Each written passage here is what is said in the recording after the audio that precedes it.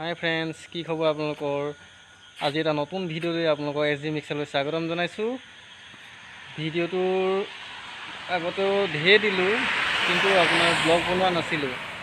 ভাবিলোঁ আজি এটা সৰু সুৰা ব্লগকে বনাওঁ, তাকে আপোনালোকৰ ভিডিঅ'টো চাই যাব। এয়া দেখিছে হোটেলখনৰ ওপৰত পূৰা লাইটেৰে পূৰা হেৰি হৈ আছে। হোটেলখনৰ নাম হৈছে হোটেল কলিতা প্লেচ পিকেট টাৱাৰ। আপোনাৰ এয়া পূৰা লাইট জ্বলি আছে। এই একদম ওপৰতে তললৈ চাওক, এয়া আপোনাৰ হোটেলখন 5 ফ্ল'ৰ হয়।